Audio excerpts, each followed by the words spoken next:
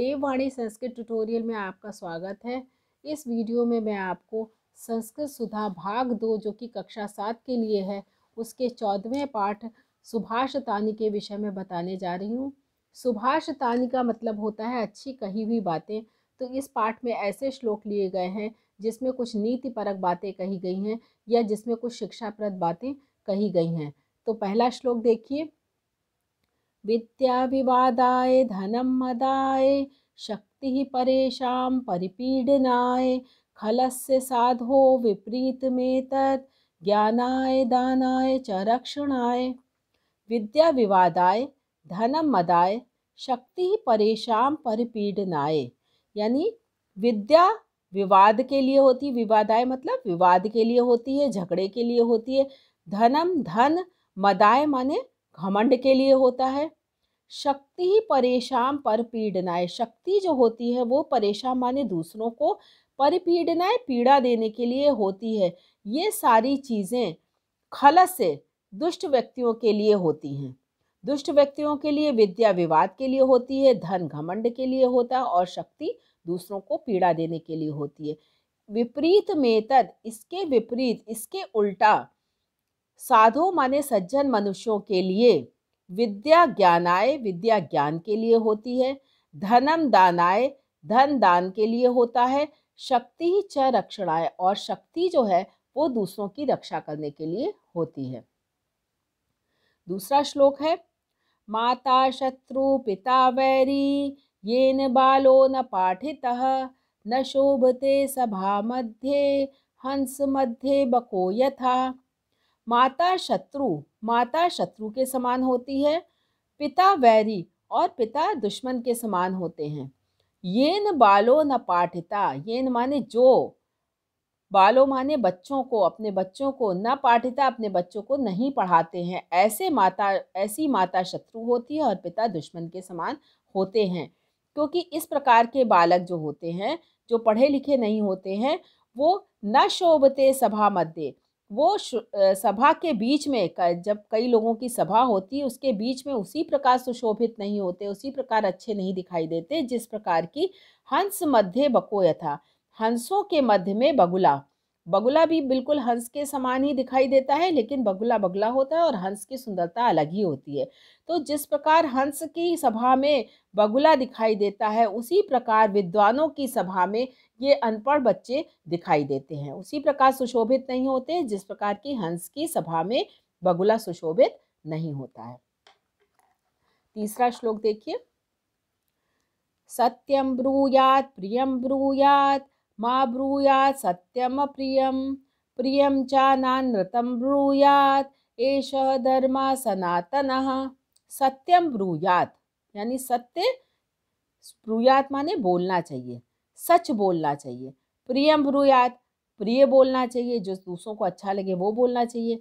मा ब्रूयात सत्यम अप्रियम, ऐसा सत्य नहीं बोलना चाहिए जो दूसरों को प्रिय ना हो। ठीक है। प्रियम च नानृतम ब्रूयात, और प्रिय और झूठ भी नहीं बोलना चाहिए, ऐसा झूठ भी नहीं बोलना चाहिए जो कि प्रिय हो। एषः धर्म सनातना, यही सनातन धर्म है। ठीक है। चौथा श्लोक है। क्षणशः कणशश्चैव विद्यामर्थं च चिन्तयेत् क्षणत्यागे कुतो विद्या कणत्यागे कुतो धनम। क्षणशः कणशश्चैव, इसमें समय की और धन को चाहने वाले लोगों के विषय में बताया गया कि जो विद्या को चाहते हैं, समय नहीं विद्या को चाहने वाले को बताया गया कि जो विद्या को चाहते हैं वो उनको क्षणशः माने प्रत्येक क्षण, प्रत्येक समय का प्रत्येक क्षण बर्बाद नहीं करना चाहिए, उसको बारे में उसकी चिंता करनी चाहिए, चाहे चिंतित, उसके बारे में चिंता करनी चाहिए। और इसी प्रकार अर्थम माने अर्थ, धन की चिंता करने वाले को कणश्चैव, कण, हर एक प्रत्येक वस्तु की चिंता करनी चाहिए कि एक कण भी उसे गंवाना नहीं चाहिए। तो इसका अर्थ हुआ कि विद्या चाहने वाले को प्रत्येक क्षण की चिंता करनी चाहिए और धन चाहने वाले को प्रत्येक कण की चिंता करनी चाहिए।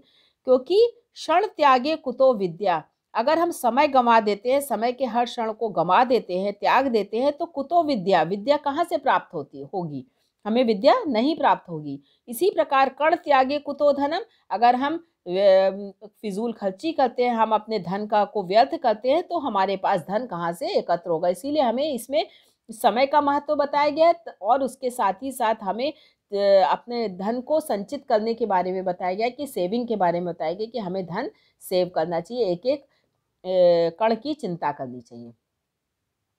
5वां श्लोक है अभिवादनशीलस्य नित्यं वृद्धोपसेविनः चत्वारि तस्य वर्धन्ते आयुर्विद्या यशो बलम। इसमें अभिवादनशील व्यक्ति के बारे में बताया गया कि जो व्यक्ति अभिवादनशील होता है, जो व्यक्ति दूसरों का आदर करता है, सम्मान करता है, नित्यम वृद्धोपसेविना और रोज हर समय हर वक्त हर दिन वृद्धोपसेविना बूढ़ों की, बड़े बूढ़ों की सेवा करता है, बड़े बूढ़ों के पास बैठता है, उनसे बातें करता है, उनकी सेवा करता है। चत्वारि तस्य वर्धन्ते, ऐसे मनुष्यों के, तस्य माने ऐसे पुरुषों के, ऐसे मनुष्यों के, ऐसे अच्छे चरित्र वाले लोगों के, चत्वारि माने 4 चीज़ें, वर्धन्ते माने बढ़ती हैं। कौन सी 4 चीज़ें वो हैं? आयु, विद्या, यश और बल।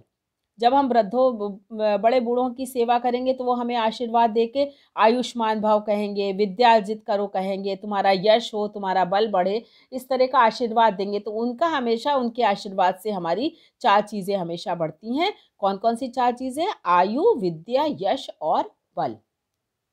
इसीलिए हमें अभिवादनशील होना चाहिए और बड़े बूढ़ों का, अपने बाबा दादी नाना नानी का ख्याल रखना चाहिए और उनके पास बैठ के उनके साथ बातें करनी चाहिए। नमन, ये 6वां श्लोक है। नमन्ति फलिनो वृक्षः नमन्ति गुणिनो जनाः शुष्क वृक्षाश्च मूर्खाश्च न नमन्ति कदाचन। इसमें भी गुणी व्यक्तियों के बारे में बताया गया कि हमें विनम्र होना चाहिए। नमन्ति फलिनो वृक्षा, फलिनो माने फलदार वृक्ष, जिनके ऊपर, वृक्ष के ऊपर फल लगे होते हैं, ऐसे वृक्ष। नमन्ति माने झुकते हैं। आपने देखा होगा कि जो फलदार वृक्ष होते हैं उनके डालियां हमेशा झुकी रहती हैं फल के वजन से, तो फलदार वृक्ष झुकते हैं। नमन्ति गुणिनो जना, और गुणी लोग भी झुकते हैं। झुकने का मतलब ये नहीं है कि वो किसी के पैरों पे गिर जाते हैं। झुकने का मतलब है कि वो विनम्र होते हैं, वो दूसरों के साथ सहानुभूति दिखाते हैं, उनके साथ अच्छा व्यवहार करते हैं। गुणिनो जनाः नमन्ति, और जो गुणी व्यक्ति होते हैं, गुणी लोग होते हैं, वो झुकते हैं। शुष्क वृक्षाश्क मूर्खाश्च न नमन्ति कदाचन। शुष्क वृक्षाश्क माने सूखे हुए वृक्ष, मूर्खाश्च, चा माने होता है और मूर्ख व्यक्ति, ना नमन्ति कदाचन, कदाचन माने कभी भी, ना नमन्ति कभी भी नहीं झुकते हैं। आपने देखा होगा सूखे वृक्ष जो होते हैं वो बिल्कुल ठूंठ की तरह खड़े रहते हैं, बिल्कुल सीधे खड़े रहते हैं, वो बिल्कुल भी उनमें झुकाव नहीं होता है। इसी प्रकार मूर्ख व्यक्ति भी कभी झुकता नहीं, वो घमंड से हमेशा तना रहता है। तो सूखे हुए वृक्ष और मूर्ख व्यक्ति कभी भी नहीं झुकते हैं। तो ये तो हो गया इसका अनुवाद, अर्थ हो गया। अब आप इसका अनुवाद भी देख लीजिए तो आपको इसके पढ़ने में और भी आसानी होगी। मैं सिर्फ अब आपको इसका अनुवाद ही बता रही हूँ श्लोकों का। पहले श्लोक का अनुवाद है, दुर्जनों की विद्या झगड़े के लिए, धन घमंड के लिए और शक्ति दूसरों को पीड़ा कष्ट देने के लिए होती है। इसके विपरीत सज्जन इसको ज्ञान के लिए, दान के लिए और दूसरों की रक्षा करने के लिए उपयोग करते हैं। दूसरा श्लोक है, माता शत्रु प्रीता वैरी ये न बालो न पाठिता न शोभते सभा मध्य हंस मध्य बको यथा। इसका अनुवाद है, जो माता पिता अपने बच्चों को नहीं पढ़ाते हैं वे शत्रु के समान होते हैं। विद्वानों की सभा में अनपढ़ व्यक्ति कभी भी सम्मान नहीं पाता है, वहाँ वो हंसों के बीच में बगुले के समान होता है। तीसरा वाला था, सत्यम ब्रूयात प्रियम ब्रूयात माँ ब्रूयात सत्यम अप्रियम प्रियम चा नानृतम ब्रूयात एष धर्मा सनातना। इसका अनुवाद है, हमें सत्य बोलना चाहिए और प्रिय बोलना चाहिए, कभी भी अप्रिय लगने वाला सत्य नहीं बोलना चाहिए। जैसे अगर कोई गूंगा है, कोई बोल नहीं पाता, तो हम उसके मुंह पे अगर उसको गूंगा कहेंगे तो उसको प्रिय नहीं लगेगा, जबकि ये सच है कि वो गूंगा है, वो बोल नहीं पाता, लेकिन उसको हम गूंगा कहेंगे तो वो उसको अच्छा नहीं लगेगा। इसलिए हमें ऐसा सत्य नहीं बोलना है जो अप्रिय हो, लेकिन प्रिय लगने वाला असत्य भी नहीं बोलना चाहिए। यही सनातन धर्म है। यदि कोई बच्चा पढ़ने में तेज नहीं है और हम उसको कहें कि नहीं बहुत अच्छा उसने किया, तो वो गलत है, वो प्रिय लगने वाला झूठ है। तो हमें ऐसा झूठ भी नहीं बोलना चाहिए जो कि असत्य हो। यही सनातन धर्म है। इसी प्रकार चौथा श्लोक था, षडशा कणश्चैव विद्यामर्थम च चिंतयेत्, क्षण त्यागे कुतो विद्या, कण त्यागे कुतो धनम। इसका अनुवाद है, एक एक क्षण गवाए बिना विद्या ग्रहण करनी चाहिए और एक एक कण बचाकर धन इकट्ठा करना चाहिए। क्षण गंवाने वाले को विद्या नहीं प्राप्त होती है और कण नष्ट करने वाले को धन नहीं मिलता है। फिर पांचवा श्लोक था, अभिवादन शीलस्य नित्यम वृद्धोपसेविना, चत्वारि तस्य वर्धन्ते आयुर्विद्या यशोबलम। इसका अनुवाद है, जो व्यक्ति सुशील और विनम्र होते हैं, बड़ों का अभिवादन और सम्मान करने वाले होते हैं तथा अपने बुजुर्गों की सेवा करने वाले होते हैं, उनकी आयु, विद्या, कीर्ति और बल, इन चारों में हमेशा वृद्धि होती है। और लास्ट था यहाँ पे, नमन्ति फलिनो वृक्षा नमन्ति गुणिनो जना, शुष्क वृक्षाश्क मूर्खाश्च ना नमन्ति कदाचन। इसका अनुवाद है, फलदार वृक्ष झुकते हैं, गुणवान व्यक्ति झुकते हैं या विनम्र होते हैं, सूखे वृक्ष और मूर्ख लोग कभी नहीं झुकते हैं। तो आशा करती हूँ कि इसका अनुवाद आपको समझ में आ गया होगा और अर्थ भी समझ में आ गया होगा। अगर किसी तरह का कोई डाउट हो तो आप कमेंट बॉक्स में कमेंट करके पूछ सकते हैं। अगले वीडियो तक के लिए धन्यवाद।